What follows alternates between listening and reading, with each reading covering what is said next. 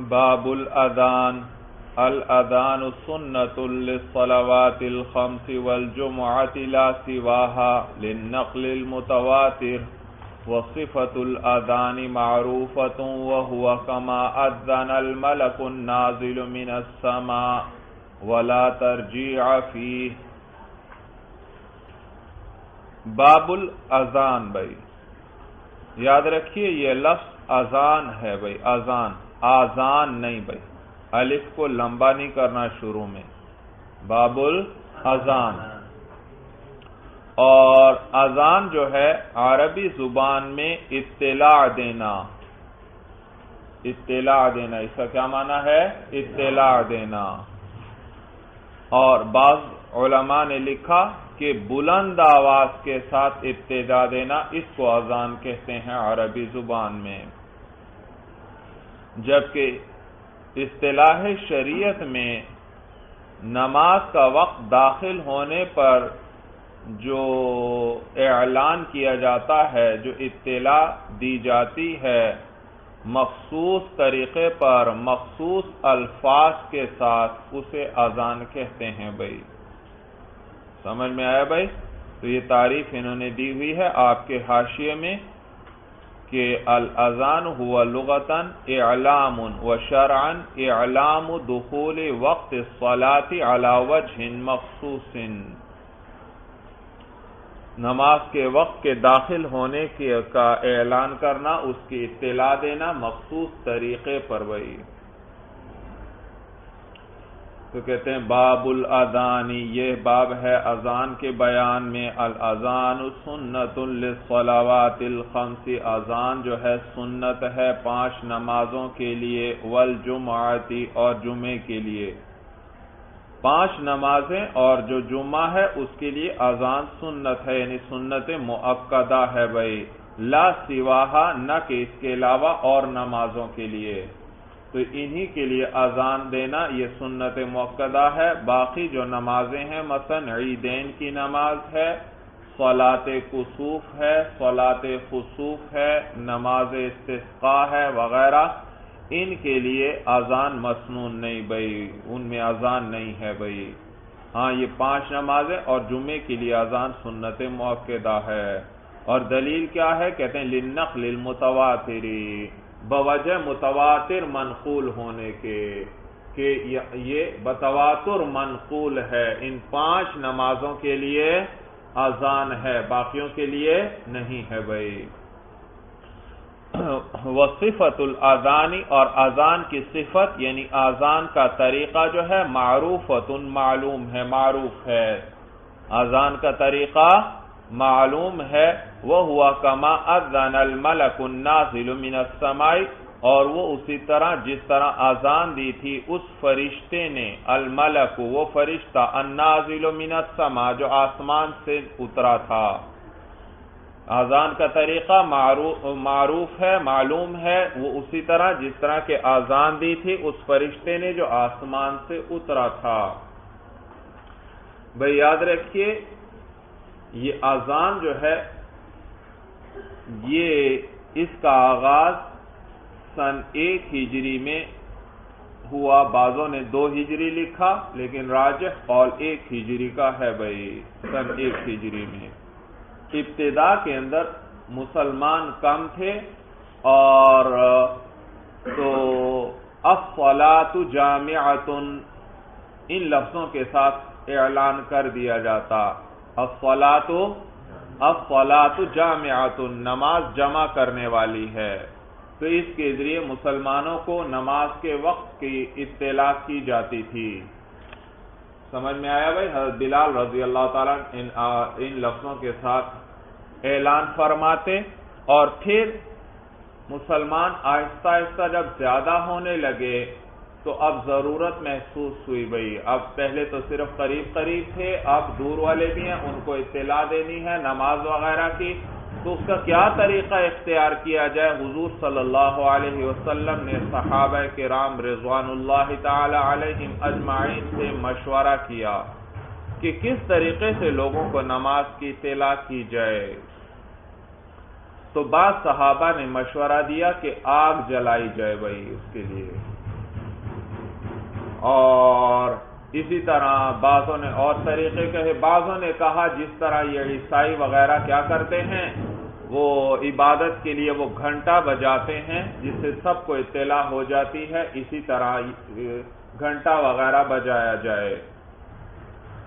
تو چنانچہ پھر کہتے ہیں کہ حضور علیہ السلام نے وہ گھنٹا بنانے کا حکم بھی دے دیا تاکہ پھر اس کے لیے کیا کیا جائے، اس کو بجا کر سب کو نماز کا وقت ہونے کی اطلاع دی جائے۔ تو عبداللہ ابن زید ابن عبد ربہ رضی اللہ تعالی عنہ، حضرت عبداللہ ابن زید رضی اللہ تعالی عنہ، یہ صحابی رسول، انہوں نے رات کو خواب دیکھا، خواب کے اندر دیکھا کہ ایک شخص ہے اور اس کے ہاتھ میں ایک گھنٹا ہے، تو یہ اس کو کہتے ہیں کہ کیا تم یہ گھنٹا بیچو گے میرے ہاتھ، میں خریدنا چاہتا ہوں۔ اس نے کہا، وہ فرشتہ تھا بھائی، خواب میں دیکھا، اس نے کہا اس کا کیا کرو گے؟ اس نے کہا اس کے ذریعے ہم لوگوں کو نماز کی اطلاع دیا کریں گے۔ تو اس نے کہا کیا اس سے اچھا طریقہ میں تمہیں نہ بتلاؤں؟ اور پھر انہوں نے وہ اذان کا طریقہ ان کو بتلایا خواب کے اندر بھائی، خواب کے اندر، اور پھر جانے لگے، پھر کہنے لگے، اور جب نماز کھڑی ہونے لگی تو اس وقت یہ اقامت کا وہ طریقہ بھی انہوں نے سکھا دیا۔ انہوں نے سمجھ میں آیا، اذان کا طریقہ بھی فرشتے نے سکھایا اور اقامت کا طریقہ بھی۔ چنانچہ وہ پھر جب انہوں نے خواب دیکھا، بیدار ہوئے تو حضور علیہ السلام کی خدمت میں حاضر ہوئے اور یہ طریقہ حضور علیہ السلام کے سامنے ذکر فرمایا۔ تو حضور علیہ السلام نے پھر ان کو حکم دیا کہ حضرت بلال رضی اللہ تعالیٰ عنہ کو یہ طریقہ سکھا دیں بھائی۔ اور بعض روایات میں آتا ہے کہ فرشتے کو دیکھا جو سبز 2 چادریں اوڑھی ہوئی تھیں، اور اس نے اونچی جگہ پر کھڑے ہو کر بلند آواز کے ساتھ اذان والے کلمات کہے بھائی۔ تو اس طرح یہ اذان شروع ہوئی بھائی۔ اور روایات میں آتا ہے کہ جب حضرت بلال رضی اللہ تعالیٰ عنہ اذان دے رہے تھے، اذان شروع فرمائی، تو حضرت عمر رضی اللہ تعالیٰ عنہ بھی جلدی جلدی اپنی چادر کھینچتے ہوئے حضور علیہ السلام کی خدمت میں حاضر ہوئے۔ تو انہوں نے آ کر کہا کہ میں نے بھی خواب میں اسی طرح دیکھا ہے۔ تو حضور علیہ السلام فرمانے لگے، سبقک الوحی، وحی تم پر سبقت کر گئی، سبقک الوحی، وحی تم پر سبقت کر گئی۔ معلوم ہوا وحی کے ذریعے بھی پھر اس کی تائید نازل ہوئی بھائی، خواب بھی دکھایا گیا صحابہ کو، اور پھر وحی کے ذریعے بھی اس کی تائید ہوئی کہ اس طریقے سے اذان دی جائے نماز کے لیے۔ اور روایات میں آتا ہے کہ یہ خواب صرف حضرت عبداللہ ابن زید اور صرف حضرت عمر نے نہیں دیکھا، کئی صحابہ نے دیکھا تھا یہ خواب بھائی، کئی صحابہ نے، اور پھر وحی کے ذریعے بھی اس کی تائید ہوئی، یعنی یہ اللہ کی طرف سے ہی مقرر کردہ طریقہ ہے بھائی، مقرر کردہ۔ تو وحی سے پہلے خواب صحابہ کو دکھلا دیا گیا، پھر وحی کے ذریعے بھی تائید ہوئی۔ تو یہ صحابہ کو خواب دکھا دیا گیا وحی سے پہلے ہی بطور تعظیم کے، صحابہ کی تعظیم کے طور پر ان کو پہلے ہی خواب میں یہ طریقہ بتلا دیا گیا بھائی، اور پھر وحی کے ذریعے بھی اس کی تائید کی گئی۔ بات سمجھ میں آئی بھائی؟ یہ تھی اذان کا آغاز کی صورت بھائی۔ یہ معنی ہے، کہتے ہیں وصفۃ الاذان معروفۃ، اور اذان کا طریقہ جو ہے معروف ہے، سب کو یعنی معلوم ہے، وہوا کما اذن الملک النازل من السماء، اور وہ جس طرح کے اذان دی تھی اس فرشتے نے جو اترا تھا آسمان سے، ولا ترجیع فیہ، اور اذان کے اندر ترجیع نہیں ہے بھائی، ترجیع بھائی، ترجیع کسے کہتے ہیں؟ یاد رکھیے، ترجیع یہ ہے کہ اذان میں جو شہادتین ہیں، اشہد ان لا الہ الا اللہ اور اشہد ان محمد رسول اللہ، یہ جو شہادتین ہیں ان کو پہلے 2 مرتبہ آہستہ آواز سے کہا جائے اور پھر بلند آواز سے کہا جائے، یہ ہے ترجیع۔ ترجیع کا معنی لوٹانا، لوٹانا، تو پہلے ان کو آہستہ آواز سے کہا اور پھر انہی کو دوبارہ لوٹایا، دوبارہ ان کو دہرایا، اونچی آواز کے ساتھ. یہ کیا ہے؟ ترجیع. ہماری اذان میں ترجیع نہیں بھائی، ترجیع نہیں. جبکہ امام شافعی رحمہ اللہ وہ فرماتے ہیں کہ اذان میں ترجیع ہے. بعض روایات میں اس کا ذکر آتا ہے بھائی، ترجیع ہے. تو ہمارے نزدیک اذان کے کلمات جو ہیں وہ 15 ہیں بھائی، 15. شروع میں 4 مرتبہ اللہ اکبر ہے، پھر اشہد ان لا الہ الا اللہ یہ 2 مرتبہ، پھر اشہد ان محمد رسول اللہ یہ 2 مرتبہ. کتنے ہو گئے؟ 8 ہو گئے. پھر حی علی الصلاۃ 2 مرتبہ، اور پھر حی علی الفلاح 2 مرتبہ. کتنے ہو گئے؟ 12. اور پھر اللہ اکبر 2 مرتبہ، 14 ہو گئے. اور لا الہ الا اللہ یہ 15 بھائی. تو اذان کے کلمات ہمارے نزدیک 15 ہیں، جبکہ امام شافعی رحمہ اللہ کے نزدیک 19 ہیں، کیونکہ وہ شہادتین پہلے ان کو 2 مرتبہ آہستہ آواز سے کہا جائے اور پھر 2 مرتبہ بلند آواز سے، تو وہ 4 کلمات ان کے زائد ہو گئے. انہی کو 4 مرتبہ اونچی آواز سے کہنا ہے، تو ان کے نزدیک اذان کے کلمات 19 ہیں بھائی. تو یہ جو پہلے آہستہ آواز سے شہادتین کہی جائیں اور پھر اونچی آواز سے، اس کو کہتے ہیں ترجیع بھائی، ترجیع بھائی. انہی کا لوٹانا، انہی شہادتین کا دہرانا بھائی. تو ترجیع کا کیا معنی؟ لوٹانا، دہرانا. ولا ترجیع فیہ، اور اذان کے اندر ترجیع نہیں ہے. اور ترجیع کسے کہتے ہیں؟ کہتے ہیں وَهُوَ أَن يُرَجِّعَ فَيَرْفَعَ صَوْتَهُ بِالشَّهَادَتَيْنِ بَعْدَمَا خَفَضَ بِهِمَا، اور وہ یہ کہ لوٹائے بھائی. فَيَرْفَعَ صَوْتَهُ، پس بلند کرے اپنی آواز کو شہادتین کے ساتھ، بعدما خفض بہما، بعد اس کے کہ جب اس کے ساتھ ان دونوں کے ساتھ آواز کو پست کیا تھا، یعنی پہلے پست کیا تھا اس کے بعد بلند آواز کے ساتھ ان کو پھر لوٹائے بھائی. وقال الشافعی رحمہ اللہ فیہ ذالک، اور امام شافعی رحمہ اللہ فرماتے ہیں فیہ ای فی الاذان، اذان کے اندر ذالک وہ ہے، یعنی ترجیع ہے، ترجیح ہے. لحدیث ابی محذورۃ رضی اللہ تعالی عنہ ان النبی علیہ السلام امرہ بالترجیع. حضرت ابو محذورہ رضی اللہ تعالی عنہ کی حدیث کی وجہ سے کہ نبی کریم صلی اللہ علیہ وسلم نے امرہ بالترجیع، ان کو ترجیع کا حکم دیا تھا.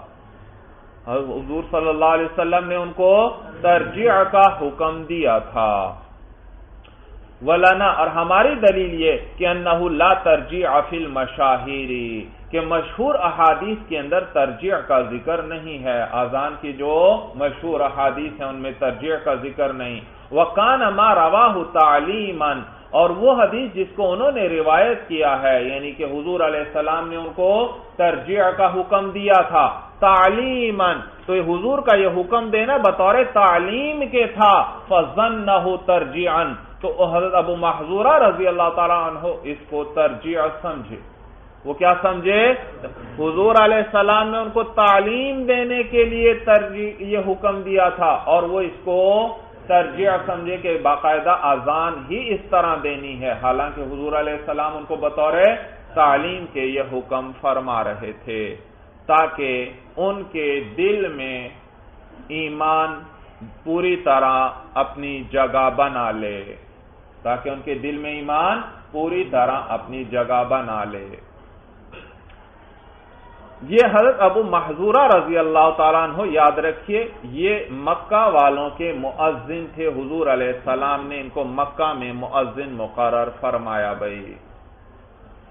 اور واقعہ اس کا یوں ہوا کہ فتح مکہ کے بعد مکہ کے قریب ہی کہیں حضور علیہ السلام صحابہ کے ہمراہ تھے اور نماز کا وقت ہوا تو حضور علیہ السلام نے اذان کا حکم دیا. اور وہ صحابہ جب وہ اذان دے رہے تھے، یہ حضرت ابو محذورہ رضی اللہ تعالیٰ عنہ ابھی بچے تھے بھائی، اور یہ بچوں کے ساتھ کھیل میں لگے ہوئے تھے کہیں قریب ہی بھائی، اور ابھی یہ مسلمان نہیں تھے بھائی. صحابی جو ہیں وہ جب اذان کے کلمات کہتے، یہ کھیل رہے تھے بچوں کے ساتھ، یہ بھی اونچی آواز کے ساتھ ان کی نقل اتارتے بھائی. ادھر یہ اذان کے کلمات صحابی کہتے، ادھر وہ بچوں کے اندر اونچی آواز میں اس کی نقل اتارتے تھے بھائی. جب اذان ہو گئی تو حضور صلی اللہ علیہ وسلم نے فرمایا کہ یہ کون بچوں میں اذان دے رہا تھا، اس کو بلاؤ بھائی۔ تو حضرت ابو محذورہ رضی اللہ تعالیٰ عنہ فرماتے ہیں کہ مجھے بلایا، اور تو وہ خوف کی وجہ سے وہ پھر آئے بھائی کہ اگر میں نہیں جاؤں گا تو یہ نہ ہو کہیں یہ تو مجھے ڈانٹیں گے یا غصے ہوں گے، یا کہیں یہ نہ پٹائی کریں۔ بچے تھے بھائی، بڑے کو دیکھ کر جیسے انسان ڈرتا ہے کوئی بڑا بات کہے، تو کہتے ہیں وہ آ گئے بھائی، آ گئے۔ تو آئے تو حضور علیہ السلام نے حکم دیا کہ وہ کہو بھائی وہ اذان کے کلمات اونچی آواز سے۔ تو انہوں نے اونچی آواز سے وہ کلمات کہے، لیکن اور تھے سمجھدار بھائی اور مومن نہیں تھے، تو چنانچہ جب وہ شہادتین پر پہنچے، اشہد ان لا الہ الا اللہ اور اشہد ان محمد رسول اللہ پر، تو یہ کلمات جان بوجھ کر آہستہ کہے، کیونکہ مومن تو وہ تھے نہیں، اس بات کو تو تسلیم نہیں کرتے تھے، اب انکار بھی نہیں کر سکتے کہ یہ سارے لوگ موجود ہیں اس وقت، کیسے انکار کروں میں؟ تو چنانچہ یہ کلمات ذرا آہستہ آواز سے کہے۔ تو حضور علیہ السلام نے حکم دیا ان کلمات کو پھر لوٹانے کا کہ اونچی آواز سے کہو، تو پھر ان کلمات کو انہوں نے اونچی آواز سے کہا بھائی۔ تو یہ حضور علیہ السلام نے ان کے دل میں ایمان کو جمانے کے لیے، پختہ کرنے کے لیے ان کو یہ حکم دیا تھا، بطور تعلیم کے تھا، لیکن وہ اس کو کیا سمجھے کہ ترجیح یعنی طریقہ ہی یہ ہے، اسی طرح اذان دی جائے گی۔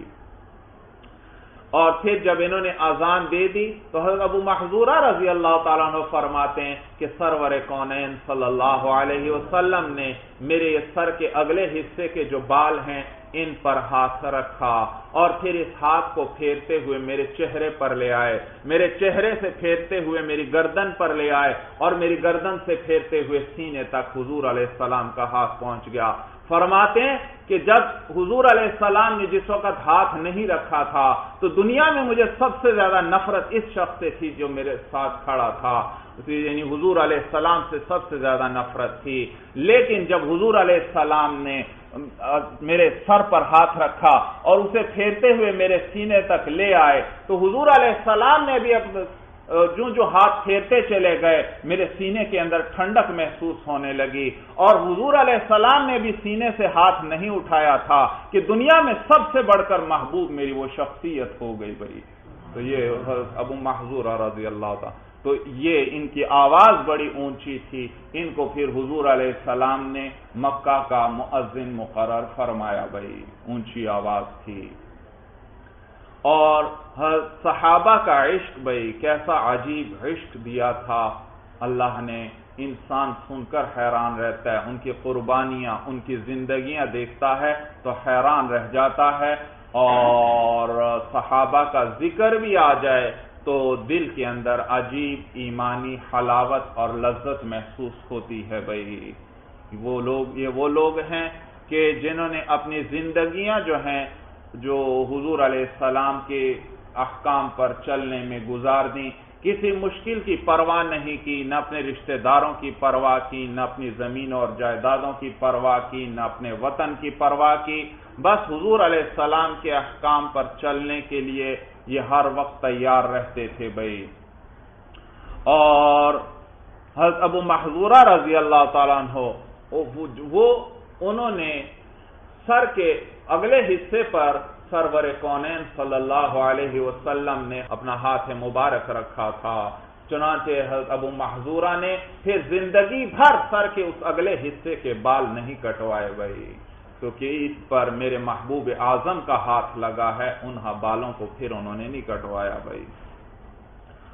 تو یہ حضور علیہ السلام نے مکہ میں ان کو مؤذن مقرر فرمایا بھائی، اور 4 مؤذن مشہور ہیں بھائی حضور علیہ السلام کے۔ ایک حضرت بلال رضی اللہ تعالیٰ عنہ بھائی، وہ سید المؤذنین ہیں، حضرت بلال رضی اللہ تعالیٰ عنہ کیا ہیں؟ سید المؤذنین ہیں۔ اسی طرح یہ حضرت ابو محذورہ رضی اللہ تعالیٰ عنہ یہ مکہ میں مؤذن تھے۔ اسی طرح حضرت عبداللہ ابن ام مختوم رضی اللہ تعالیٰ عنہ بھائی، یہ نابینا تھے، یہ بھی مؤذن تھے۔ اسی طرح حضرت سعد قرظ رضی اللہ تعالیٰ عنہ بھائی، یہ بھی حضور کے زمانے میں اذان دیا کرتے تھے۔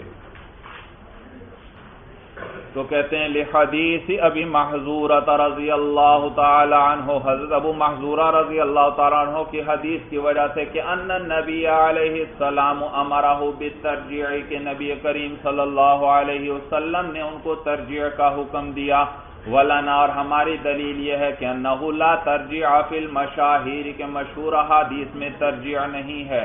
وکان ما رواہ تعلیما فظنہ ترجیع، اور حضور علیہ وہ جو جس حدیث کو انہوں نے روایت کی ہے، یعنی حضور علیہ السلام نے جو ان کو حکم دیا تھا تعلیما، یہ بطور تعلیم کے تھا، فظنہ ترجیعا، تو انہوں نے اس کو ترجیع سمجھا بھائی۔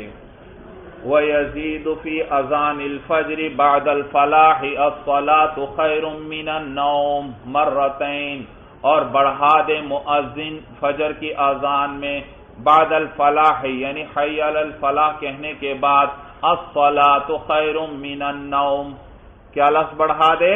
الصلاۃ خیر من النوم کے الفاظ کا اضافہ کرے مرتين، 2 مرتبہ۔ بھئی یہاں یاد رکھیے الصلاۃ خیر من النوم، نوم میں واو آ رہا ہے اور واو سے پہلے نون پر فتحہ ہے۔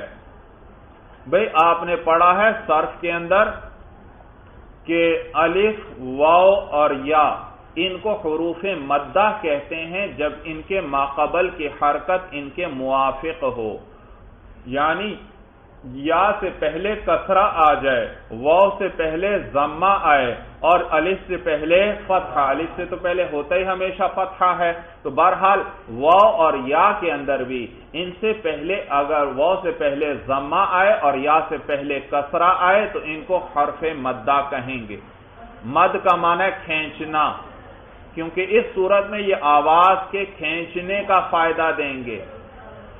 یا سے پہلے کسرہ آئے تو کیا کرے فائدہ دے گی؟ یا اسی کسرے کو کھینچ کر لمبا کر دے گی، اور اسی طرح واو سے پہلے ضمہ آئے تو وہ فائدہ کیا دے گا؟ واو اسی ضمے کو لمبا کر دے گا بھائی، تو اس وقت ان کو حرف مدہ کہیں گے۔ لیکن واو اور یا سے پہلے اگر حرکت فتحے کی آئے، یعنی وہ حرکت ان کے موافق نہ ہو، واو کے موافق تو ضمہ تھا لیکن ما قبل میں کیا آ گیا؟ فتحہ، یا کے موافق تو کسرہ تھا لیکن یا سے پہلے کیا آ گیا؟ فتحہ، اس صورت میں ان کو حرف لین کہتے ہیں، لام یا نون، حرف لین کہتے ہیں۔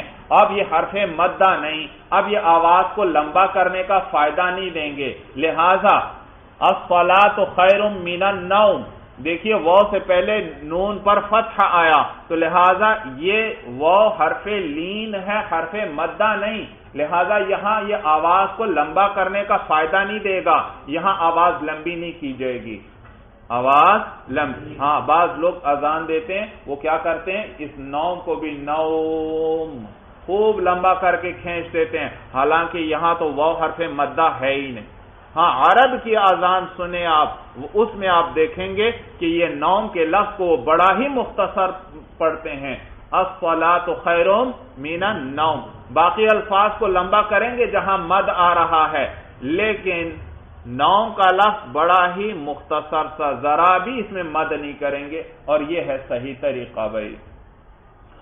تو کہتے ہیں وَيَزِيدُ فِي أَذَانِ الْفَجْرِ بَعْدَ الْفَلَاحِ الصَّلَاةُ خَيْرٌ مِّنَ النَّوْمِ مرتين، کہ بڑھا دے فجر کی اذان میں حی علی الفلاح کے بعد الصلاۃ خیر من النوم 2 مرتبہ، لأن بلالا رضی اللہ تعالی عنہ قال الصلاۃ خیر من النوم، اس لیے کیونکہ حضرت بلال رضی اللہ تعالیٰ عنہ نے فرمایا الصلاۃ خیر من النوم، تو حضرت بلال رضی اللہ تعالیٰ عنہ اذان کے بعد آ کر حضور علیہ السلام کو اطلاع دیتے، فجر کے اذان دی اور پھر آ کر حضور علیہ السلام کو اطلاع دی، گھر کے باہر کھڑے ہو کر فرمانے لگے الصلاۃ جامعہ، تو حضرت عائشہ رضی اللہ تعالی عنہا نے جواب دیا کہ حضور علیہ السلام تو سوئے ہوئے ہیں، تو حضرت بلال رضی اللہ تعالی عنہ نے اس وقت فرمایا الصلاۃ خیر من النوم، تو بعد میں حضرت عائشہ رضی اللہ تعالی عنہ نے حضور علیہ السلام کو بتلایا ہوگا بیدار کر کے،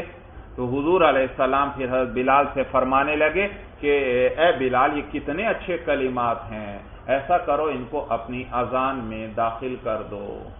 سمجھ میں آیا بھائی؟ تو یہ جو ہم کہتے ہیں الصلاۃ خیر من النوم، یہ وہ حضرت بلال رضی اللہ تعالیٰ عنہ کے الفاظ ہیں۔ یہ دیکھیے حضرت بلال رضی اللہ تعالیٰ عنہ رنگ وغیرہ کے اعتبار سے دیکھا جائے تو حبشی ہیں، کالا رنگ ہے، لیکن کیا مقام اللہ نے ان کو نصیب فرمایا ہے کہ اس وقت دنیا کے چاروں کونوں کے اندر جب بھی اذان دی جاتی ہے اس میں حضرت بلال رضی اللہ تعالیٰ عنہ کے وہ الفاظ اس میں ہمیشہ ذکر کیے جاتے ہیں فجر کے اندر بھائی۔ تو یہ وہ حضرت بلال رضی اللہ تعالیٰ عنہ کے الفاظ ہیں۔ دیکھیے یہی ذکر کر رہے ہیں لِأَنَّ بِلَالًا رضی اللہ تعالی عنہ قال الصلاة خیر من النوم، کہ بلال رضی اللہ تعالیٰ عنہ نے فرمایا الصلاة خیر من النوم، نماز نیند سے بہتر ہے۔ حین وجد النبی علیہ السلام راقدا، جس وقت انہوں نے حضور علیہ السلام کو سویا ہوا پایا، فقال علیہ السلام، تو حضور علیہ السلام فرمانے لگے ما احسن ھذا یا بلال، کتنا اچھا ہے یہ اے بلال، یعنی یہ الفاظ، یہ کلمات کیا ہیں، کتنے اچھے ہیں اے بلال، اجعلہ فی اذانک، اس کو اپنی اذان میں کر دو، یعنی اس میں داخل کر دو۔ وخص الفجر بہ لانہ وقت نوم وغفلۃ، اور اس کو خاص کیا گیا فجر کی اذان کے ساتھ کیونکہ وہ وقت نیند اور غفلت کا ہے۔ تو یہ الفاظ صرف کس اذان میں ہیں؟ فجر کی اذان میں ہیں۔ والاقامۃ مثل الاذان، اور اقامت بھی اذان کی طرح ہی ہے، الا انہ یزید فیہا بعد الفلاح قد قامت الصلاۃ مرتین، مگر یہ کہ اس میں اقامت کے اندر بڑھا دے حی علی الفلاح کے بعد کون سے لفظ بڑھائے؟ قد قامت الصلاۃ، یہ لفظ بڑھا دے مرتین، دو مرتبہ۔ ھکذا فعل الملک النازل من السماء، اسی طرح کیا اس فرشتے نے جو اترا تھا آسمان سے، وہو المشہور، اور یہی مشہور ہے۔ ثم هو حجۃ علی الشافعی رحمہ اللہ فی قولہ انہا فرادا فرادا الا قولہ قد قامت الصلاۃ، پھر یہ جو ہے حدیث جو ہے یہ حجت ہے، دلیل ہے امام شافعی رحمہ اللہ کے خلاف فی قولہ، ان کے اس قول کے اندر کہ انہا فرادا فرادا، کہ اقامت جو ہے وہ ایک ایک مرتبہ ہے، الا قولہ، مگر یہ قول جو ہے قد قامت الصلاۃ، قد قامت۔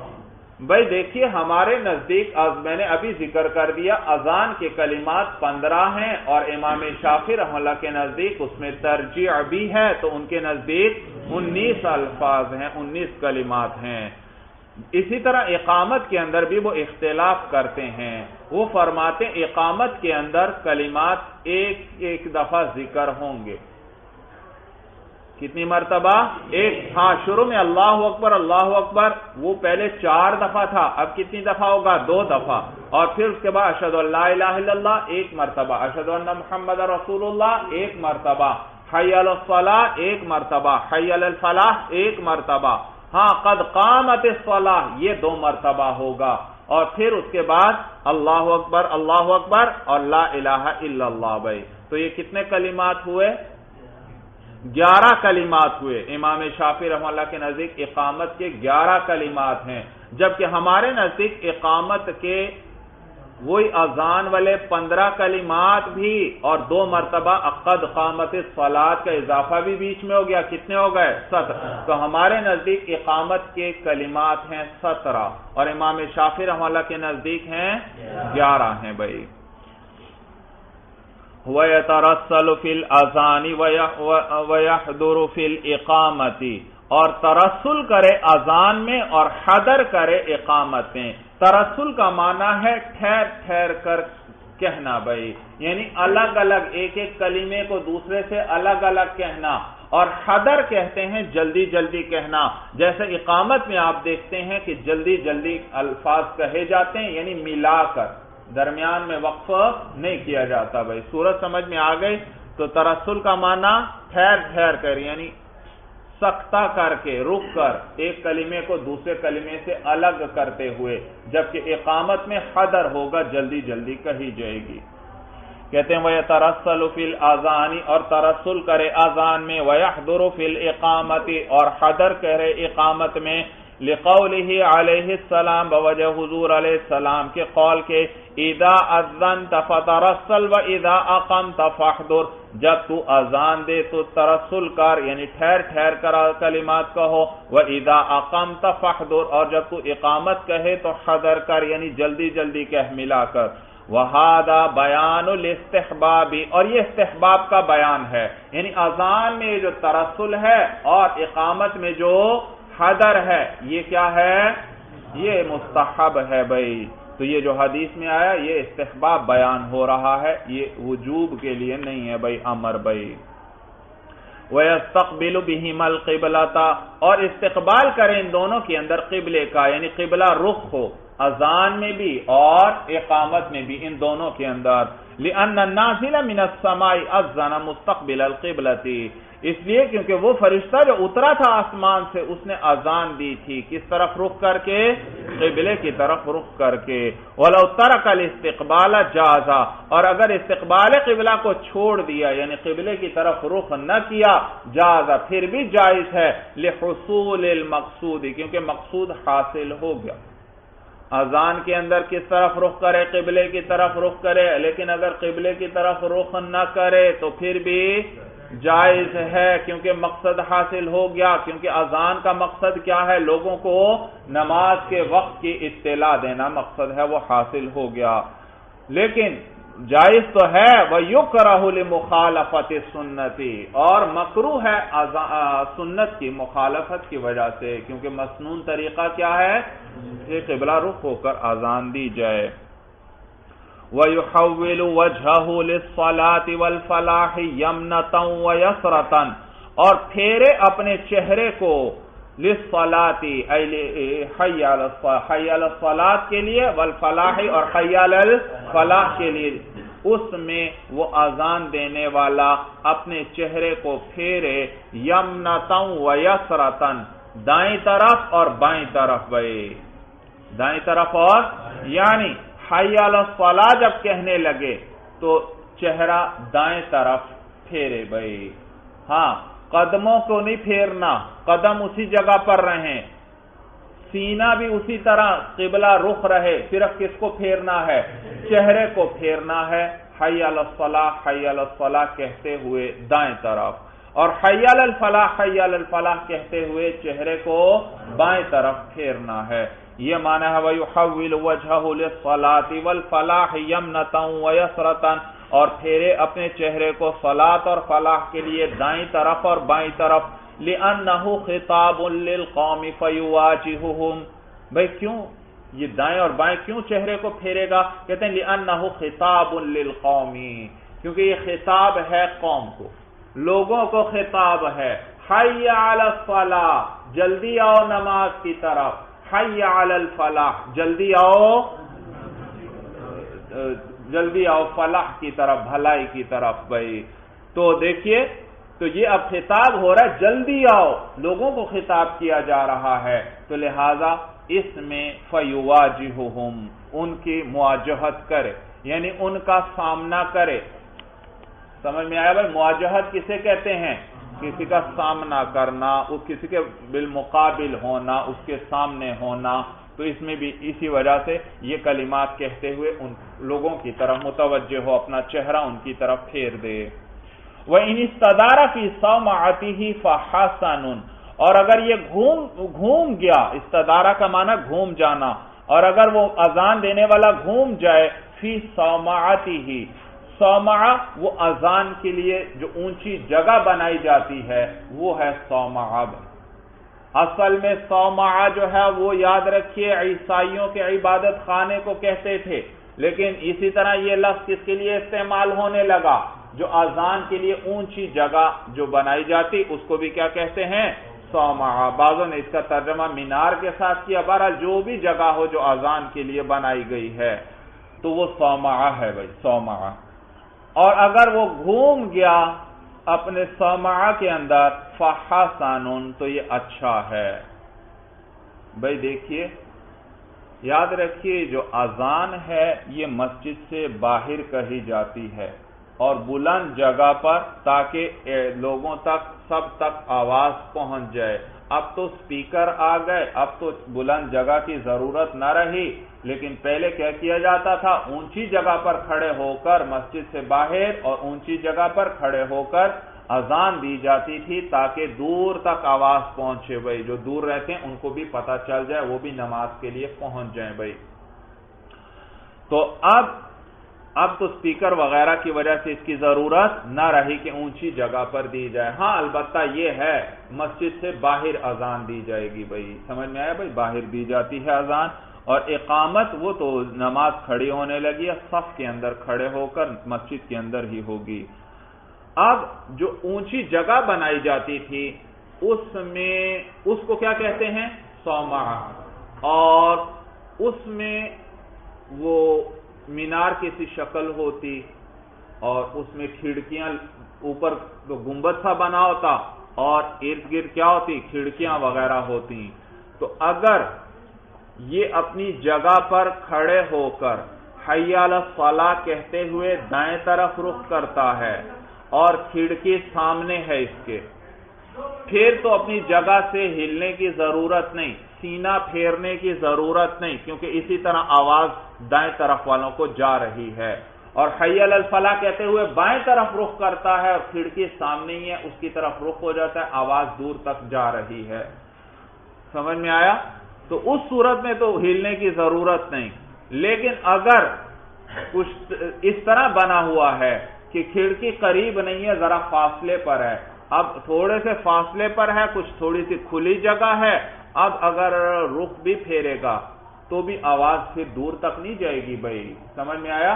تو لہذا اس صورت میں وہ اس کی طرف گھوم کر رخ کر سکتا ہے، یہ ذکر فرما رہے ہیں۔ معنی سمجھ میں آ گیا؟ یہ معنی ہے کہ وَإِنِ اسْتَدَارَ فِي صَوْمَعَتِهِ فَحَسَنٌ، اور اگر وہ اپنے صومعہ کے اندر گھوم گیا، یعنی اس اذان کی وہ جو اونچی جگہ اس کے اندر گھوم گیا، تو فَحَسَنٌ تو بہتر ہے، اچھا ہے۔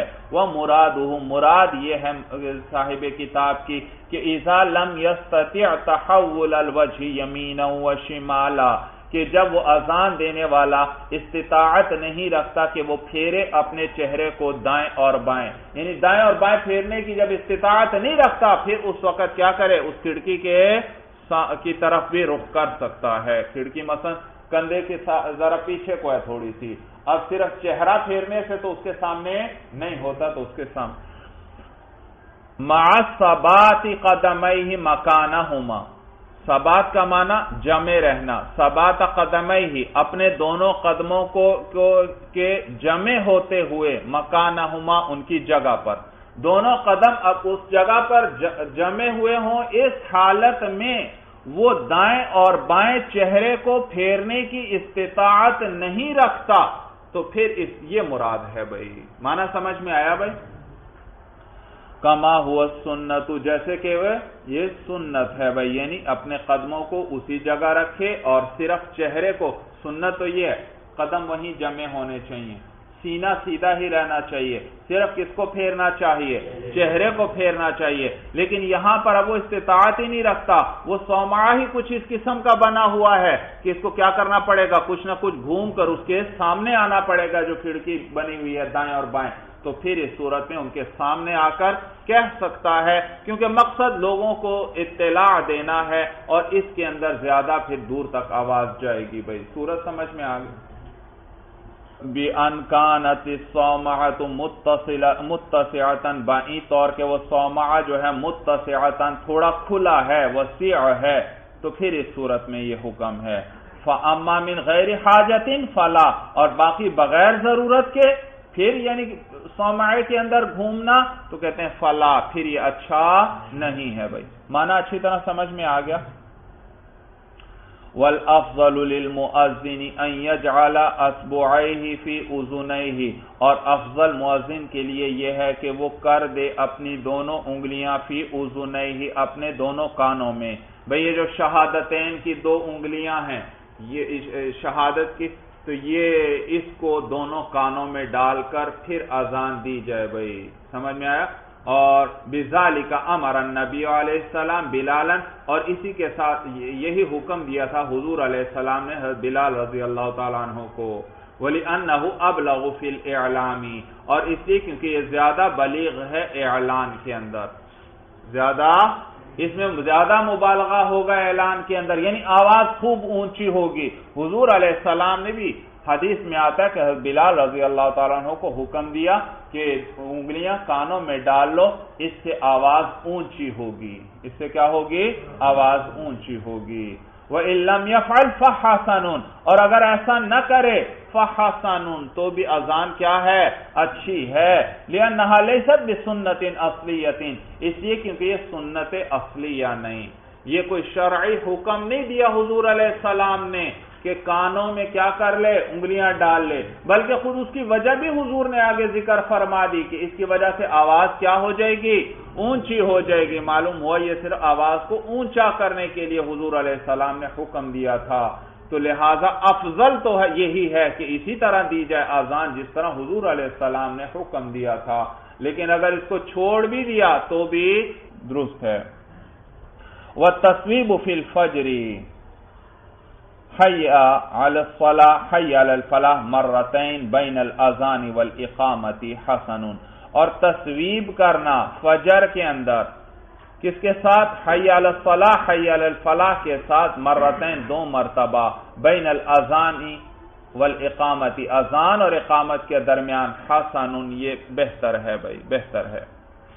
تصویب یاد رکھیے، تصویب کا معنی بھی ہے لوٹانا، لوٹانا، اسی سے ثواب بھی ہے، کیونکہ ثواب بھی کیا ہے کہ انسان کے عمل کا نفع اسی کی طرف لوٹ کر آتا ہے، سمجھ میں آیا؟ تو تصویب کا معنی ہے لوٹانا، اور اصطلاح میں تصویب کہتے ہیں اذان اور اقامت کے درمیان لوگوں کو پھر مطلع کرنا نماز پر، پھر اعلان کرنا اذان اور اقامت کے درمیان،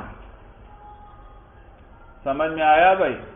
اذان اور اقامت کے درمیان پھر لوگوں کو کہنا بھائی حی علی الصلاح یا حی علی الفلاح، 2 مرتبہ، حی علی الصلاح اور حی علی الفلاح 2 مرتبہ بھائی۔ تصویب سمجھ بھی آئی کہ نہیں بھائی؟ دیکھیے، ایک مرتبہ اذان ہو گئی ہے، اور اذان کے بعد اب سب کو پتہ چل گیا کہ نماز کا وقت ہو گیا ہے، نماز کی تیاری میں مشغول ہو، لیکن پھر اس کے درمیان بیچ میں پھر کیا کہہ دیا؟ بیٹھے ہوئے لوگ تھے کچھ، ان کو کیا کہہ دیا؟ نماز کا وقت ہو گیا ہے، کہ کوئی بھی لفظ ہو جائے، یہ نہیں حی علی الصلاح، حی علی الفلاح جو انہوں نے ذکر کیے انہی لفظوں کے ساتھ ہے، بلکہ جن لفظوں کے ساتھ بھی ہو جائے کہ ان کو پھر کہہ دیں بھئی نماز کا وقت ہو گیا ہے، نماز کھڑی ہونے لگی ہے، اس طرح کے لفظوں کے ساتھ، یہ تصویب ہے۔ یہ کیا ہے؟ تصویب۔ تو دیکھو اطلاع دے رہے ہیں آپ، اعلان کے بعد اعلان، ایک دفعہ اعلان ہو چکا، اذان ہو چکی، پھر اس کے بعد اس اعلان کو لوٹا رہے ہیں آپ ان کو، پھر کیا کہہ رہے ہیں کہ نماز کا وقت ہو گیا ہے، یہ ہے تصویب بھائی، یہ کیا ہے؟ تصویب۔ آپ یہ کہتے ہیں فجر میں حی علی الصلاح، حی علی الفلاح 2 مرتبہ کہہ کر تصویب کرنا اذان اور اقامت کے درمیان، حسن، یہ کیا ہے؟ اچھی ہے، لِأَنَّهُ وَقْتُ نَوْمٍ وَغَفْلَةٍ، اس لیے کیونکہ یہ نیند اور غفلت کا وقت ہے، تو تاکہ لوگ کیا ہو جائیں؟ متوجہ ہو جائیں بھائی۔ وَقُرِهَ فِي سَائِرِ الصَّلَوَاتِ، اور مکروہ ہے یہ تصویب فی سائر الصلوات، باقی نمازوں کے اندر، فجر میں کہی جائے اور باقی نمازوں میں نہ کہی۔ فجر میں کیوں کہی جائے؟ کیونکہ فجر نیند اور غفلت کا وقت ہے بھائی۔ وَمَعْنَاهُ الْعَوْدُ إِلَى الْإِعْلَامِ، تصویب کا معنی بیان کر رہے ہیں صاحب ہدایہ کہ تصویب کا معنی ہے الْعَوْدُ إِلَى الْإِعْلَامِ، اطلاع کی طرف، اعلان کی طرف رجوع کرنا، یعنی پھر لوگوں کو اطلاع دینا، ان کو اعلان کرنا۔ وَهُوَ عَلَى حَسَبِ مَا تَعَارَفُوهُ، اور یہ اسی کے مطابق ہوگی جس کو وہ جو ان میں متعارف ہو، یعنی متعارف طریقے کے مطابق ہوگی. یہی حی علی الصلاۃ اور حی علی الفلاح کہنا ضروری نہیں. کوئی بھی لفظ ہو جائیں، الصلاۃ جامعۃ، نماز کیا ہے؟ جمع کرنے والی ہے. یا آپ اپنی زبان میں کہہ دیتے ہیں نماز کا وقت ہو گیا ہے، یا آپ کہہ دیتے ہیں نماز کھڑی ہو گئی، کھڑی ہونے والی ہے، بھائی جماعت کا وقت ہو رہا ہے. جن لفظوں سے بھی ذکر کر دیں یہ کیا ہے؟